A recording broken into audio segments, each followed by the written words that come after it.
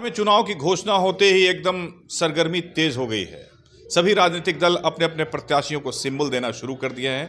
ऐसे में भारतीय सार्थक पार्टी भी अपने उम्मीदवारों का चयन कर रही है।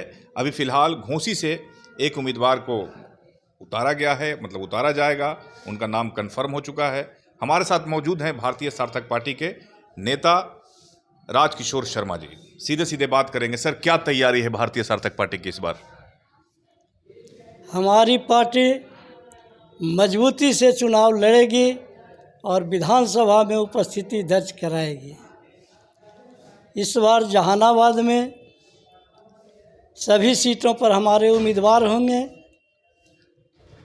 घोसी से उम्मीदवार तय हो चुका है। आज उनका पर्चा भराने का काम जो है शुरू हो गया है, कर रहे हैं।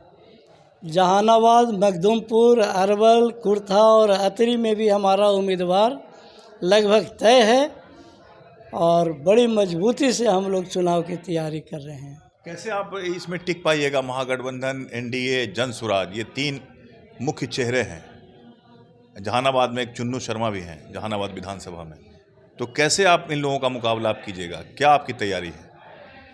ठमठोक ठेलता है जब नर, पर्वत के जाते पाँव खड़, मानव जब जोर लगाता है पत्थर पानी बन जाता। तो गठबंधन ठगबंधन कुछ नहीं बिगाड़ेगा। जनता जिसको चाहेगी वही राज करेगा, वही जीतेगा। और सारा ताकत वोट में है, वोट जनता के हाथ में है। न ठगबंधन में कुछ है, न गठबंधन में है, न एनडीए में है। सब जनता पर आश्रित है। अगर हमें चुनेगी तो हमारी सरकार बनेगी। अभी कहा जा रहा है कि नीतीश कुमार जाग चुके हैं, जो उनका जो दिमाग जो ये था वो पूरी तरह से ठीक हो गया है और चिराग पासवान को उन्होंने जो है पटखनी देने के बारे में प्लान कर दिया है। ये बात भी सही है। जान नहीं रहे हैं, वो तो बेचारे कुछ दिन पहले ही चले गए थे। अब जो है पिंडदान बाकी था, वो पिंडदान होने जा रहा है। अच्छा। पिंडदान इस चुनाव में 14 नवंबर को रिजल्ट के साथ भाजपा गठबंधन की सरकार का अंतिम संस्कार पिंडदान होने वाला है। तो कौन बनेगा मुख्यमंत्री सर इस बार? तो एक बार कहे कि जनता के हाथ में वोट है, जनता के हाथ में पावर है। जिसको वोट मिलेगा वो मुख्यमंत्री बनेगा।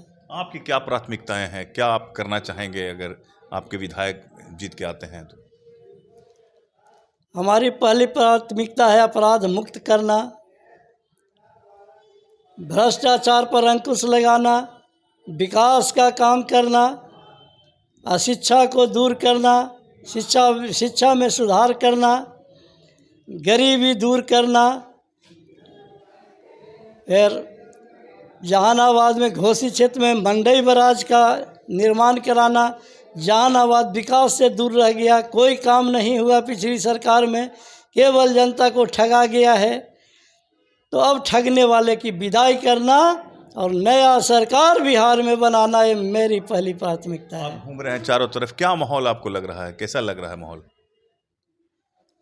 बड़े बड़े पार्टी के लोग, धन्ना सेठ, बड़े बड़े पूंजीवादी, ठगबनीजी करने वाले नेता जनता में घूम रहे हैं, थैली लेके घूम रहे हैं। लेकिन जनता जो है काम करने वाले को, गरीब को ही चुनेगी और आगे सरकार भी गरीब का ही बनेगा, जनता का बनेगा, जो जनता का देखभाल करे। आखिरी सवाल करेंगे, जनता को क्या कहना चाहेंगे आप? घोसी, जहानाबाद, कुर्था, अरवल, अतरी।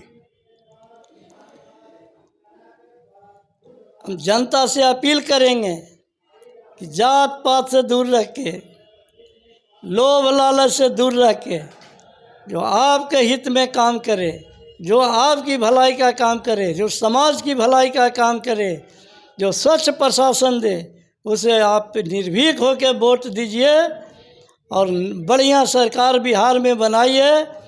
पीछे जो है 35 साल से बिहार में कभी जंगल राज, कभी महाजंगल राज आते रहा है, जनता त्रस्त रही है। आप उस सब को उखाड़ फेंकिए और भारतीय सार्थक पार्टी को जो है विजयी बनाइए। हम स्वच्छ शासन, स्वच्छ व्यवस्था भ्रष्टाचार मुक्त समाज की स्थापना करेंगे और सरकार बनावेंगे।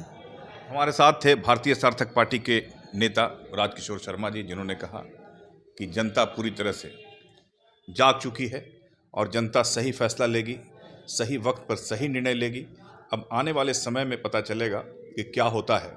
अब हम आपको बात करवाएंगे घोसी विधानसभा क्षेत्र से जो उम्मीदवार हैं भारतीय सार्थक पार्टी के, उनसे बात करवाते हैं, विजय सिन्हा जी से। तो हमारे साथ भारतीय सार्थक पार्टी के घोसी विधानसभा के उम्मीदवार हैं विजय सिन्हा जी। इनसे बात करेंगे कि क्या आप करेंगे अब घोसी को, अगर घोसी अगर आपको जीत दिलाती है तो। सबसे पहले मैं घोसी के विकास के लिए हमेशा प्रयत्नशील रहूँगा। यहाँ जनता के सामने जो समस्याएं हैं, जैसे रोड है, बिजली है, सड़क है, स्वास्थ्य है, शिक्षा है, ये सब के विकास के लिए हमेशा प्रयत्नशील रहूँगा। और जनता के सामने बहुत सी समस्याएं हैं जो अभी तक नहीं हो पाई है। कोशिश करेंगे कि उनकी छूटी हुई समस्याएं और आज तक अभी तक नहीं जो पूरा हुआ है, वो जहाँ तक कि कहीं कहीं रोड नहीं है, कहीं कहीं अस्पताल नहीं है, लोग दूर दूर से आते हैं, कितना तो आते आते दूर से कितना तो मर जाते हैं। ऐसी स्थिति में मैं चाहूँगा कि वहाँ नज़दीक में अस्पताल हो, नज़दीक में पाठशाला हो, नज़दीक में या रोजगार वगैरह जो हो। नीतीश कुमार ने 20 साल के शासनकाल में कुछ नहीं किया, भाजपा एनडीए की सरकार ने। एनडीए के शासनकाल में हुआ, लेकिन जो मेन जो काम है वो नहीं हो सका। वो जनता है जो हमेशा हम लोगों से ये करते रहता है कि सर एक काम करवा दीजिए, ये देखिए रोड नहीं अभी तक हम लोग के गांव में गया है, इसकी व्यवस्था करवा दीजिए। तो ये सब समस्याएं हैं। कृषि के क्षेत्र में भी बहुत से समस्याएं हैं। समय पर खाद नहीं मिलता है, समय पर बीज नहीं मिलता है, तो ये सब समस्याएं हैं। मैं कोशिश करूंगा कि घोसी के जनता के विकास के लिए मैं हमेशा प्रयत्नशील रहूंगा और उसकी समस्याओं को हटाने की कोशिश करेंगे और उनके विकास के रास्ते खोल देंगे। तो हमारे साथ विजय सिन्हा जी थे, घोसी विधानसभा से प्रत्याशी हैं। विजय शर्मा घोसी विधानसभा से प्रत्याशी हैं, जिन्होंने ये दम भरा है कि घोसी में जो अब तक विकास नहीं हुआ वो विकास करके दिखाएंगे। अब आने वाले समय में जनता का क्या फैसला होता है वो समय पे ही छोड़ते हैं। इजाज़त दीजिए, लाइक कीजिए, शेयर कीजिए और सब्सक्राइब ज़रूर कीजिए। नमस्कार।